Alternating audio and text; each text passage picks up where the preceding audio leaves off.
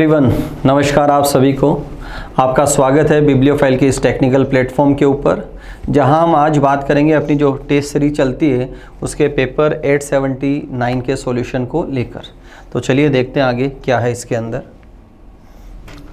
सबसे पहले सवाल की बात करें तो सवाल है अपना नंबर पजल का। नंबर पजल में हमें क्या करना होता है, नंबर से नंबर का फॉर्मेशन करना होता है। इसमें जो सिंबल हमें दिया हुआ रहता है इसका कोई रोल नहीं होता है। तो यहाँ दे रखा है 10 और 1 से मुझे बनाना है 9। तो दिखाई सबसे पहले क्या दे रखा है कि मैं इन दोनों का डिफरेंस ले लूँ। दोनों का क्या ले लूँ, डिफरेंस। ये पहला तरीका। सेम अगर मैं दूसरे में अप्लाई करूँ तो 10 में से 2 घटाने पर मुझे नंबर क्या मिलेगा, 8, जबकि आ कितना रहा है 18। इसका मतलब ये प्रोसेस मेरा क्या है, गलत। नेक्स्ट 10 को क्या करूँ मैं, 1 से गुणा कर दूँ। 10 को 1 से गुणा करने पे कितना आया 10, और उसमें से यही नंबर मैं माइनस कर दूँ तो मेरा नंबर क्या बना 9। सेकंड को देखें, मैं 2 को 10 से गुणा करूँगा तो नंबर कितना आएगा 20, और उसमें से यही नंबर मैं क्या कर दूँगा, माइनस कर दूँगा, तो मेरी वैल्यू क्या आ जाएगी 18। थर्ड में भी यही दे रखा है, 10 को मैं क्या करूँगा 3 से गुणा करूँगा तो नंबर क्या आएगा 30, और उसमें से ये नंबर माइनस कर दूँगा तो वैल्यू कितनी आ जाएगी मेरी 27। तो ये तो गिवन को हमने सॉल्व किया। अब हमसे पूछा क्या है 10 × 8 या 8 × 10। तो सबसे पहले मुझे क्या करना है, दोनों को मल्टीप्लाई करना है। तो वैल्यू कितनी आएगी 80। अब उसमें से मुझे एक नंबर माइनस करना है, ये वाला। तो मेरी वैल्यू कितना बनेगी यहाँ पर 72। तो सेकंड ऑप्शन हमारा यहाँ पर राइट आंसर चला जाएगा। अगले सवाल की तरफ चलते हैं। नेक्स्ट सवाल देखें। नेक्स्ट सवाल दे रखा है हमें, बोर्ड मास का सवाल है, और चले बनाते हैं सवाल को। क्वेश्चन में दिया है कि एडिशन जो प्लस का निशान है वो डिवीजन को बताएगा, और माइनस का जो निशान है ये गुणा को बताएगा। तो जब भी हम ऐसे सवाल करते हैं तो सबसे पहला टारगेट हमारा होता है कि मुझे डिवीजन और मल्टीप्लिकेशन को टारगेट करके चलना है। तो जहाँ एडिशन है वहाँ तो क्या आना है डिवीजन, और जहाँ माइनस का निशान है वहाँ क्या आना है मल्टीप्लिकेशन। तो सबसे पहले मैं इसी को सोल्व करके देखता हूँ, और दोनों लेफ्ट राइट ही है, आसपास ही है। तो 6 में 3 का भाग लगाऊंगा तो वैल्यू आएगी 2, और 2 को मैं 36 से मल्टीप्लाई करूँगा तो मेरी वैल्यू कितनी आई 72। आगे चलते हैं। ये बता रहा है एडिशन को, तो यहाँ मैं +5 कर दूँगा, और ये बता रहा है घटाने को, तो यहाँ क्या कर दूँगा -3। ये वैल्यू मेरी आई 77, और -3 करूँगा तो वैल्यू कितना बन जाएगी 74। तो फर्स्ट जो अपनी इक्वेशन है वो यहाँ पर राइट आंसर है। वापस जब भी ऐसे सवाल करने हो तो सबसे पहले हमें डिवीजन और मल्टीप्लिकेशन के ऊपर ही फोकस करना है, ये ध्यान रखना।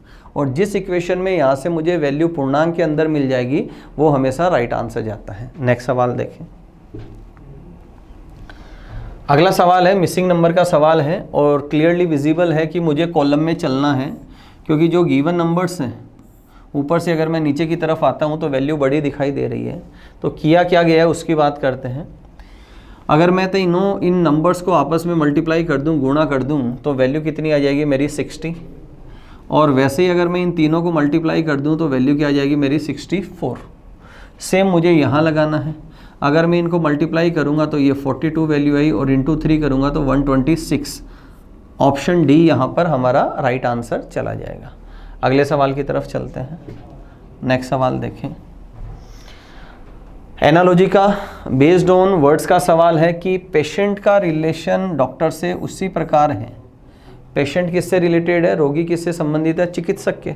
तो मुवक्किल जो है, क्लाइंट जो है, वो किससे रिलेटेड है, लॉयर से रिलेटेड है। तो सेकंड ऑप्शन हमारा यहाँ पर राइट आंसर चला जाएगा। नेक्स्ट देखें। अगला सवाल एनालॉजी बेस्ड ऑन लेटर्स का सवाल है, और जब भी हम बेस्ड ऑन लेटर्स के सवाल करते हैं तो सबसे पहला हमारा तरीका होता है पेयर ऑफ लेटर्स को हम चेक करते हुए चलते हैं। तो पेयर ऑफ लेटर्स की बात करूं तो ए का पेयर में Z आता है, जो मुझे कहीं पर भी दिखाई नहीं दे रहा है। सेकंड जो हम करते हैं तरीका वो हम बोलते हैं कंपैरिजन। सेकंड तरीके को क्या बोलते हैं हम, कंपैरिजन। तो जब भी हम कंपैरिजन की बात करें तो सबसे पहले फर्स्ट टू फर्स्ट कंपैरिजन लेते हैं, और उसके बाद फर्स्ट टू लास्ट कंपैरिजन लेके चलते हैं। फर्स्ट टू फर्स्ट और first to last. First to first की बात करूं तो मुझे ए को बी से रिलेट करना है, ए को बी से रिलेट करना है, ई को जी से, एच को के से और एन को आर से रिलेट करना है। तो यहाँ रिलेशन आप देख सकते हैं, +1 है, +2 है, +3 है एंड +4 है। सेम रिलेशन मुझे आगे दे के चलना है। तो +1 करूँ तो यहाँ ई आ जाएगा, +2, +3 एंड +4। तो वैल्यू बनी E H J are. First option यहाँ पर राइट आंसर है। अगले सवाल की तरफ चलते हैं। नेक्स्ट सवाल है हमारा, नंबर दे रखा है कि 212 का 235 से वही रिलेशन है। तो सबसे पहले तो हम क्या देख रहे हैं कि नंबर आसपास है तो मैं डिफरेंस से करूं, बट यहाँ ऐसा कोई भी नंबर नहीं है जो इसके नियर बाई का हो। तो इसका मतलब कुछ सर्टेन अलग इसमें प्रोसेस फॉलो की गई है। तो यहाँ क्या किया है, सबसे पहले जो पहला डिजिट है उसको SH लिखा है, उसके बाद फर्स्ट और सेकंड का सम किया है, 2 + 1 जो होता है 3, यहाँ 3 लिखा है। फिर तीनों का सम किया है, 2 + 1 + 2, तो ये वैल्यू आई 5। अब मुझे अगर यहाँ मैं चलूँ तो 5 6 0, सबसे पहले मुझे किसको लिखना है, 5 को। फिर मुझे 5 + 6 लिखना है जो आया 11। फिर 5 + 6 + 0 वो भी कितना आएगा, 11। तो वैल्यू मेरी डी जो ऑप्शन है यहाँ पर राइट आंसर जाएगा। अगले सवाल की तरफ चलते हैं। नेक्स्ट सवाल देखें, एरिथमेटिक का सवाल है। क्वेश्चन कह रहा है ए का जन्म बी से 5 वर्ष पहले हुआ था। ए का जन्म बी से 5 वर्ष पहले हुआ, तो ये ए है और ये बी से 5 वर्ष पहले पैदा हुआ। बी की आयु सी से 4 वर्ष अधिक है। बी की आयु सी से 4 वर्ष अधिक है। और आता है फर्स्ट पर्सन है बी। तो इसने बोला बी डी से 3 वर्ष और बी की आयु डी से 3 वर्ष कम है। बी की आयु सी से 4 अधिक है और बी की आयु डी से 3 वर्ष कम है, तो ये डी है और बी की आयु से 3 वर्ष कम है।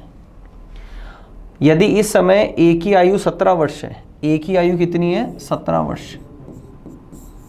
तो देखो हमने यहाँ क्या देखा कि ए बी से 5 साल बड़ा है और बी से डी बड़ा है 3 साल बड़ा, मतलब डी यहाँ एग्जिस्ट कर रहा है। डी 3 साल बड़ा है, इसका मतलब डी से जो ए है वो 2 साल बड़ा है। तो इसने पूछा है तो डी की आयु क्या होगी। तो हमने क्या देखा कि ए डी से 2 साल बड़ा है, इसका मतलब डी इससे 2 साल छोटा है, तो डी की आयु हो जाएगी यहाँ पर 15 वर्ष। तो राइट आंसर गया हमारा सेकंड ऑप्शन। अगले सवाल की तरफ चलते हैं। नेक्स्ट सवाल देखें, which word can be coded from the following. Fix code का सवाल है, जो कुछ लेटर्स हमें दे रखे हैं और उनका सिंबल की फॉर्म के अंदर कोड दे रखा है। तो बात करते हैं कि ये जो कोड है ये कौन से वर्ड्स को बनाते हैं। तो देखो ये वाला जो साइन है ये यहाँ पर है, तो यहाँ पहला लेटर क्या आ जाएगा, एम, जो चारों ऑप्शन के अंदर है हमारे पास। स्मॉलर देन वाला साइन किसको इंडिकेट कर रहा है, ए को, तो नेक्स्ट लेटर आना चाहिए ए, तो सेकंड ऑप्शन हमारा गलत है यहाँ पर। फिर आर वाला जो दे रखा है ये किसको इंडिकेट करता है, क्यू को, तो यहाँ क्यू ए की ऑप्शन में है, तो राइट आंसर क्या चला जाएगा, ऑप्शन 4th राइट आंसर चला जाएगा। आगे मैच कर सकते हैं, ई को इंडिकेट कर रहा है ग्रेटर देन और टी एम जो कर रहा है वो एल को कर रहा है। अगले सवाल की तरफ चलते हैं। 8 सवाल हम कर चुके हैं, टोटल क्वेश्चन हमारे पेपर में आते हैं 25। अगला सवाल दे रखा है, नेशन का कोड लिखा हुआ है, अर्न का कोड लिखा हुआ है और अटेंशन का मेरे से कोड पूछा है। तो यहाँ आप देख पा रहे हैं कि एन इसमें 2 बार है, नेशन में एन 2 बार है और दोनों जगह एन का कोड सेम लिखा हुआ है। मतलब ये जो सवाल बना मेरा फिक्स कोड का सवाल बना। नेक्स्ट आप दे सकते हैं अगले वर्ड अर्न के अंदर भी एन है और यहाँ पर भी इसका कोड क्या दे रखा है, मुझे 4 दे रखा है। तो सवाल ये दोस्तों मेरा गया फिक्स कोड का, कि जितने भी लेटर्स हैं इन सारे लेटर्स के जो कोड है, न्यूमेरिक कोड है, वो फिक्स दे रखे हैं। तो मेरे से पूछा है अटेंशन का, तो सबसे पहले मैं ए पे फोकस करूं, ए सेकंड पोजीशन पर है, जो यहाँ पर कोड क्या आया 6, तो 6 मुझे सिर्फ ए की ऑप्शन में दे रखा है दोस्तों। काफ़ी आसान हो गया ये तो हमारे लिए। अगर मैं टी की बात करूं तो टी आ रहा है यहाँ पर थर्ड पोजीशन पर आ रहा है 7, तो 7 परफेक्ट है यहाँ पर। तो ऑप्शन डी यहाँ पर क्या चला जाएगा, राइट आंसर चला जाएगा। बाकी को चेक करने की आवश्यकता नहीं पड़ेगी यहाँ पर। नेक्स्ट सवाल देखें। अगला सवाल दे रखा है, लेटर सीरीज का सवाल है, और लेटर सीरीज का जब भी हम सवाल करते हैं हमेशा कंपैरिजन करके चलना होता है। और कंपैरिजन के दो तरीके बताएं आपको। पहला तरीका होता है फर्स्ट टू फर्स्ट कंपैरिजन, पहले लेटर को पहले से कंपेयर करेंगे। अगला होता है फर्स्ट टू लास्ट लेटर को कंपेयर करते हुए चलना है। तो अगर मैं फर्स्ट टू फर्स्ट की बात करूं तो देखो मैं बी से गया एच पे, +6 किया मैंने यहाँ पर, और एस से मैं जाऊँ एन पे, अगेन मैंने क्या किया +6। तो आगे भी मुझे +6 करना है, तो लेटर आ जाएगा टी, जो मेरे पास 3 ऑप्शंस के अवेलेबल हैं। अगर मैं डी से जाऊँ जे पे तो अगेन +6 है, और जे से अगर मैं जाऊँ पी पे तो यहाँ भी आप देख पा रहे हैं +6 है। तो अगर मैं आगे +6 करूँ तो लेटर बन जाएगा वी, और वी लेटर मुझे दे रखा है 2 ऑप्शंस के अंदर, यहाँ पर भी है। नेक्स्ट लेटर को मैं कंपेयर करूँ, अगर आप एफ को कंपेयर करते हैं एल से, अगेन +6 है। एल को किया आर से, अगेन +6 है। अगर यहाँ +6 आप करेंगे तो लेटर आ जाएगा एक्स। तो ऑप्शन थर्ड मेरा यहाँ पर राइट आंसर जा रहा है। अगले सवाल की तरफ चलते हैं। नेक्स्ट सवाल है हमारा नंबर सीरीज का सवाल है, और घटते हुए क्रम में सारे नंबर्स दे रखे हैं, और काफ़ी नंबर्स जो मिलते जुलते नंबर है, आसान सवाल दिखाई दे रहे हैं।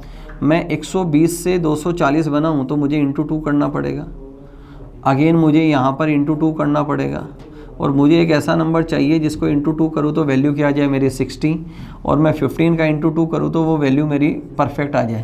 तो यहाँ नंबर क्या आ जाएगा दोस्तों, नंबर आ जाएगा यहाँ पर 30। अगले सवाल की तरफ चलते हैं। नेक्स्ट सवाल देखें। अगेन नंबर सीरीज का सवाल है, और नंबर सारे आसपास दिखाई दे रहे हैं। जब भी नंबर्स आसपास दिखाई देते हैं तो हमें इनका डिफरेंस लेके चलना होता है। पहले 2 नंबर के डिफरेंस की बात करूँ, डिफरेंस आ रहा है 2। अगले 2 नंबर्स की बात करूँ, डिफरेंस आ रहा है 4। नेक्स्ट में डिफरेंस आ रहा है 6, और आगे वाले 2 नंबर में डिफरेंस आ रहा है 8। तो आप देख रहे हैं यहाँ +2 की सीरीज चल रही है। Got it.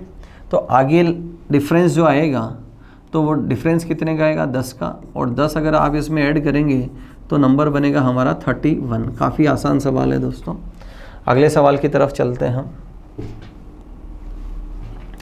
नेक्स्ट सवाल है फिलर्स का सवाल है, सीरीज में बेस्ड ऑन लेटर्स का सवाल है। और जब भी बेस्ड ऑन लेटर्स का सवाल करते हैं तो सबसे पहला तरीका हमारा होता है, हमें काउंटिंग ऑफ लेटर्स करना होता है। और ये 15 लेटर्स हैं यहाँ पर। ये लेटर्स कितने हैं, 15। और 15 लेटर्स की अगर हम बात करें तो सबसे पहले हमें पेयरिंग करनी होती है 3-3 लेटर्स की, और उसके बाद हम पेयरिंग करते हैं 5-5 लेटर्स की। तो सबसे पहले मैं 3-3 लेटर्स की पेयरिंग करके चलता हूँ।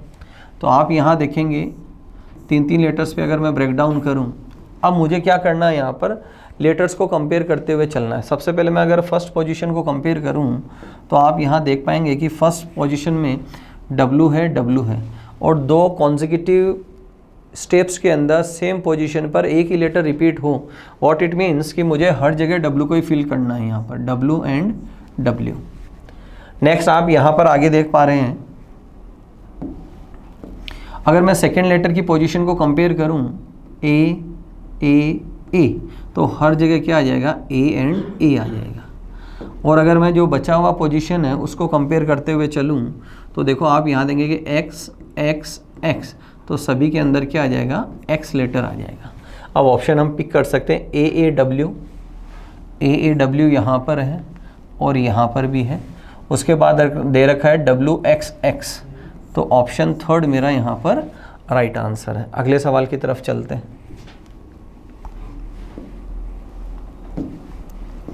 नेक्स्ट सवाल देखिए।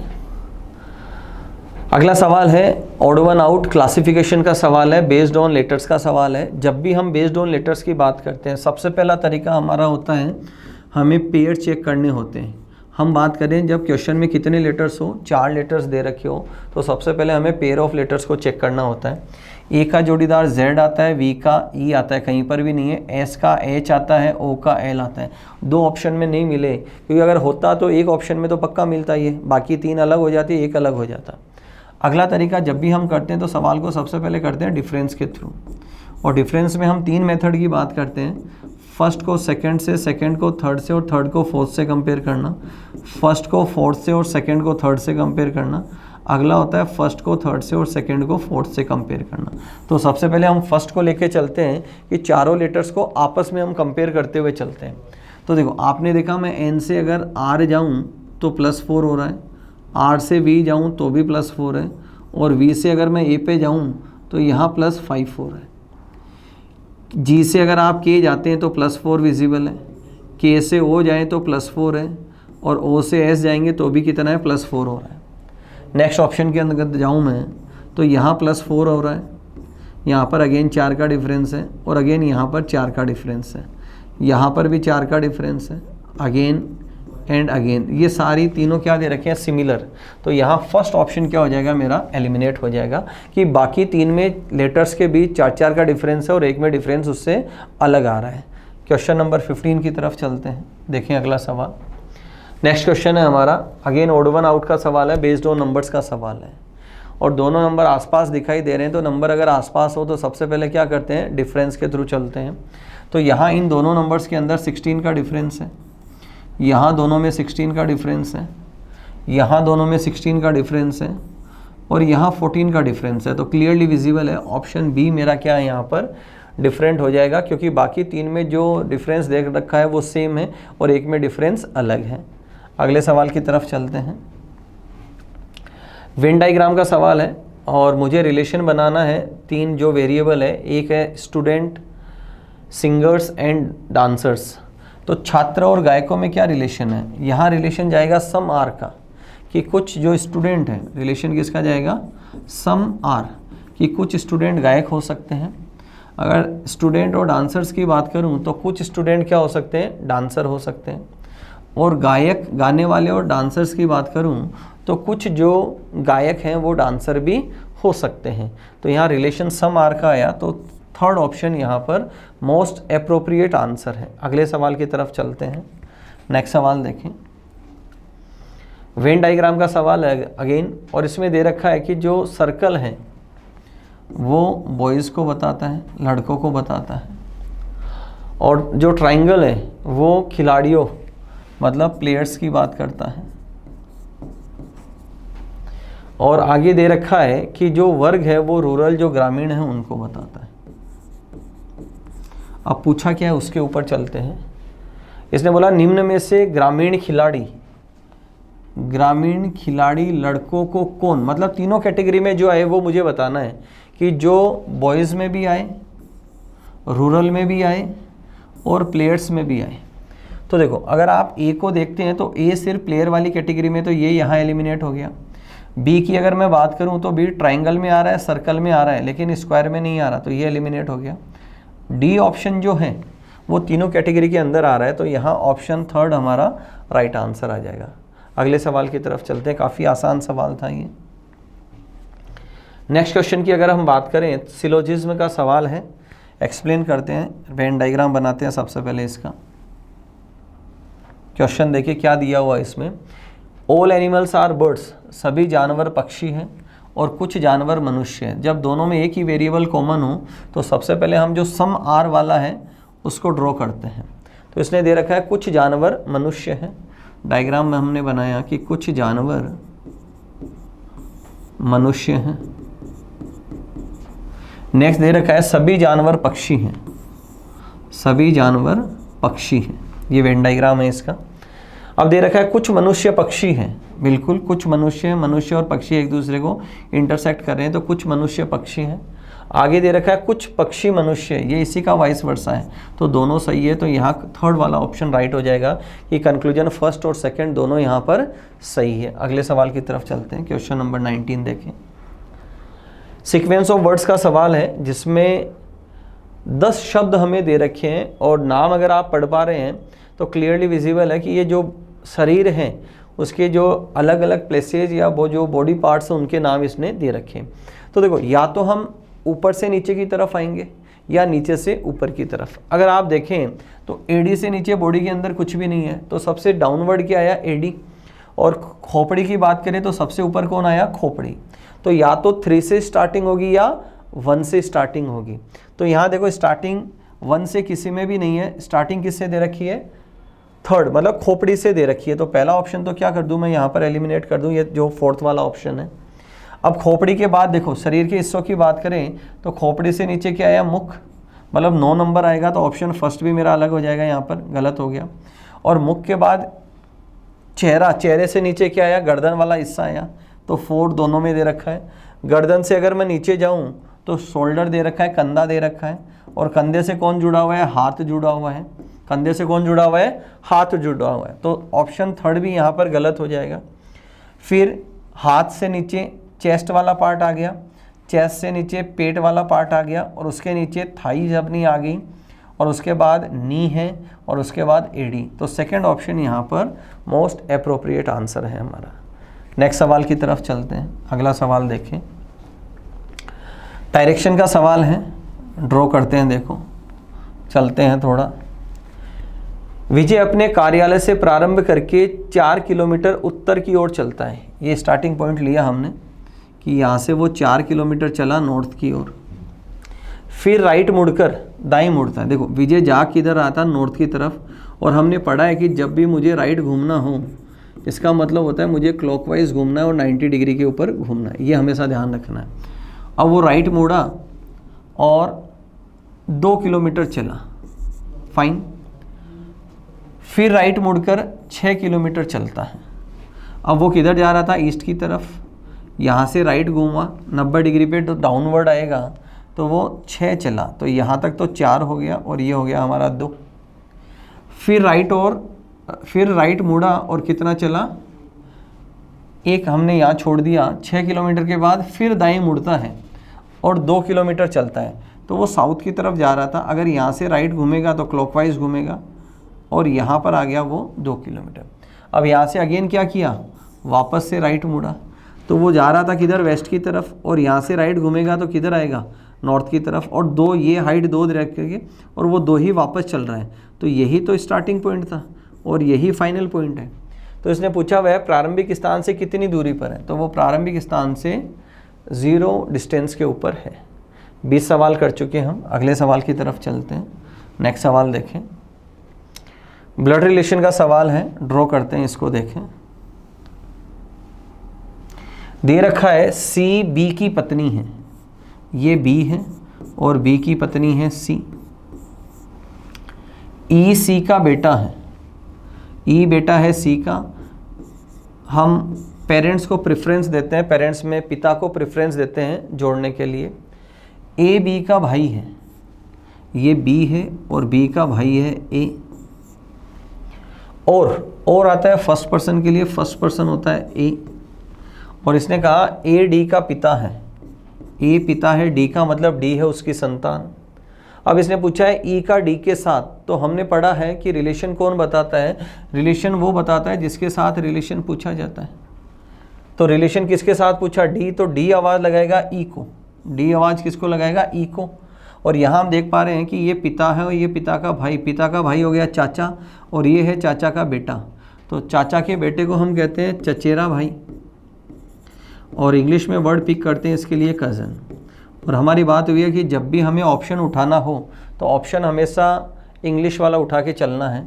तो ऑप्शन डी यहाँ पर राइट आंसर है। अगले सवाल की तरफ चलते हैं। ये ब्लड रिलेशन का सवाल भी काफ़ी आसान सवाल था, कोई ट्विस्ट नहीं था इसके अंदर। अब इसने नेक्स्ट सवाल क्लॉक से रिलेटेड है, जिसमें पूछा है किसी घड़ी की घंटा सुई तथा मिनट की सुई 24 घंटे में कितनी बार एक दूसरे के लंबवत होती है, परपेंडिकुलर कितनी बार होती है।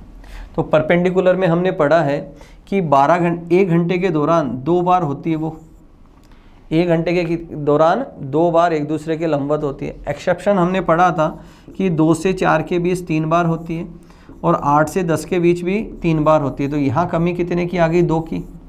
अब 1 घंटे में 2 बार परपेंडिकुलर होती है, तो 12 घंटे में उसको होना था 24 टाइम्स, और 2 कटौती हो गई। तो 12 घंटे में परपेंडिकुलर कितनी बार होती है, 22 बार। और हमसे पूछा है 24 घंटे में, तो इंटू 2 कर दूंगा मैं, तो वैल्यू मेरी कितनी आ जाएगी, 44 टाइम्स। कि एक दिन के दौरान 44 बार घड़ी की दोनों सुइयां एक दूसरे के लंबवत होती हैं। नेक्स्ट देखें, अगला सवाल है एम्बेडेड फिगर का सवाल है। जो आकृति दे रखी है जेड शेप की दे रखी है और हमें बताना है ये कौन से डायग्राम के अंदर है। तो सेकेंड ऑप्शन के अंदर यहाँ पर क्लियरली विजिबल है कि यहाँ पर ये आकृति दी हुई है। अगले सवाल की तरफ चलते हैं। नेक्स्ट सवाल, क्वेश्चन नंबर 24, सेकेंड लास्ट सवाल है। इसने बोला है ए इज कोडेड एज 2। तो ए की पोजीशन 1 होती है दोस्तों, और उसने क्या किया, उसमें +1 ऐड किया है। B as 3, again B 2 number पे आता है, उसमें भी क्या कर रहा है, +3 1 कर रहा है। तो हमसे फेस का कोड पूछा है, तो हमें करना क्या है, यहाँ पर किसी पर्टिकुलर लेटर की जो पोजीशन है उसमें +1 ऐड करते हुए चलना है। तो F 6 नंबर पे आता है, +1 करूँगा तो 7 आना है, तो ये ऑप्शन हो सकता है और यहाँ ये भी हो सकता है। A 1 नंबर पे आता है, +1 करूँगा तो 2, यहाँ पर है 3, तो ऑप्शन एलिमिनेट हो गया। तो राइट आंसर क्या जाएगा हमारा, फर्स्ट ऑप्शन राइट आंसर जाएगा। अंतिम सवाल की तरफ चलते हैं। डाइस का सवाल दे रखा है, एक ही घन की दो स्थितियों में अदृश्य संख्या क्या है। मतलब जो नंबर दिखाई नहीं दे रहा है वो संख्या कहाँ पर है, मुझे ये पूछा है, अदृश्य संख्या कहाँ पर है। तो सबसे पहले तो मैं दोनों को कंपेयर करते हुए चलता हूँ। तो एक सतह समान है जिस पर संख्या दे रखी है 2। एक सतह समान होती है तो हम क्या करते हैं, क्लॉकवाइज चलते हैं। तो मैं नंबर्स को लिखूं तो पहला नंबर मैंने लिखा 2 1 3, नेक्स्ट में लिखा 2 6 5। तो 3 के अपोजिट 5 आना है, 1 के अपोजिट 6 आना है, बचा हुआ नंबर है 4। तो 4 किसके अपोजिट आ जाएगा, 2 के अपोजिट। तो अदृश्य संख्या कहाँ है, अपोजिट टू 2। जो इनविजिबल नंबर है वो कहाँ है, 2 के अपोजिट है। तो ये हमारे 25 क्वेश्चंस थे दोस्तों। क्वेश्चंस को देखें, समझ में नहीं आए तो वीडियो को दोबारा देखें। आज के वीडियो के अंदर इतना ही है, बाकी मुलाकात नेक्स्ट पेपर के सॉल्यूशन को लेकर करते हैं। तब तक अपना ध्यान रखें और मुस्कुराते रहें। Thank you everyone.